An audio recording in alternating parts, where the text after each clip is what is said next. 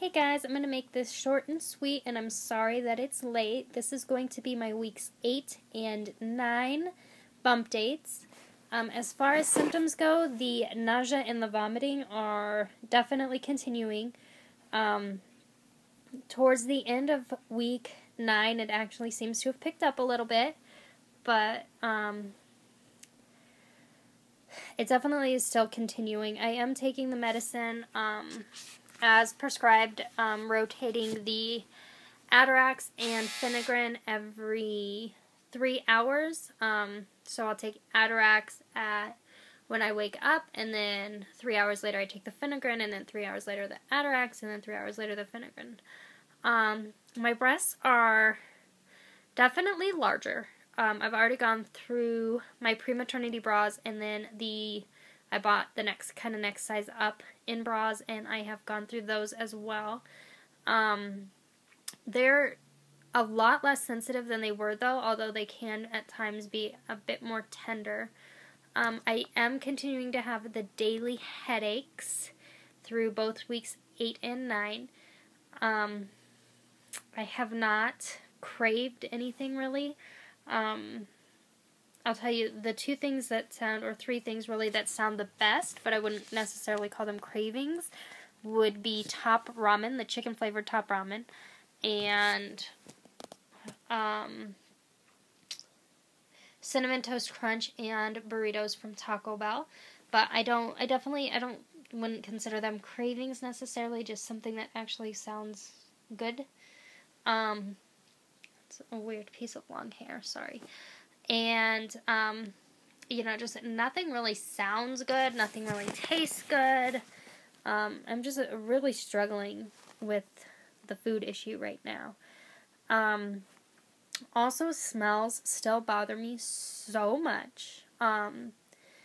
In fact, and I don't know if it's week 9 or 10 technically, but with Christmas, and the New Year, I could not stand the smell of Christmas dinner cooking. So much so that I ran off multiple times to vomit. And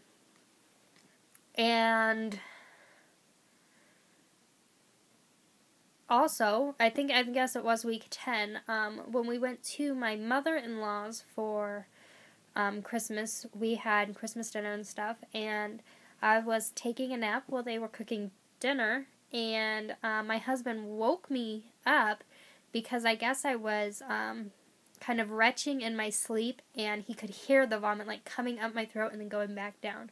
So he woke me up because he thought I was going to puke all over him. And then lastly, just expanding waistline at 9 weeks, a little over 9 weeks. My waistline has expanded from 27 to 32 or 32 inches, which is 5 inches. So I've gained 5 inches around so far. And I know, a lot of people say, oh, you're only 9 weeks, you're only 10 weeks, you're only 8 weeks, you're really not showing yet. But I guarantee you I am showing. It's not bloat, it's not water gaining, because I can't keep water down anyways. It's literally, I am showing early. I don't know if that has to do with the fact that I've had 3 miscarriages, so my body kind of has gone through pregnancies before. I don't know if it was just because I was so skinny before, and that it's just doing that.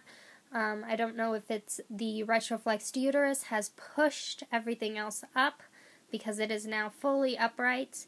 I don't know, but I am definitely showing. The other thing is I don't know if I talked about this already or not, but I did go to the high-risk OB, and I will be continuing in their care. Apparently I have enough things going on that we are a high-risk pregnancy, which just basically means more monitoring and more doctor's appointments at this point. While we were there, they did some lung stuff, and I have to follow up with a pulmonary doctor because I have impaired lung function, and they don't know if it's pregnancy-related or the structure of my anatomy or what, but I have to follow up with them. And then at 12 weeks, 3 days, I'll do the NT scan, and then I actually go back on Thursday for my follow-up appointment with them, and so far it seems like I'm on bi-weekly or bi-monthly appointments, two appointments a month. We'll see how that continues, if that continues, or if I go down to monthly or what. We'll see. I did hear the baby's heartbeat. They did a tiny little scan at the first high-risk appointment, mainly just to check and make sure that everything was going okay, and the baby's doing great. I refer to it as a he, so if I say he or if I say she, we don't know what we're having yet. We won't know until mid-February to mid-March what we're having. I just think I'm having a boy, and so I refer to the baby as a boy because I would rather not call the baby it. It drives me crazy when people are referring to a child. I'm not carrying an it, I'm carrying a he or a she, and I would rather be wrong with calling the baby he or she than refer to my baby as it. But he or she had a heartbeat of 172 beats per minute, which she said is spot on for where I was, and we only got to see the baby for a little tiny bit because of swimming all around and not cooperating with him at all.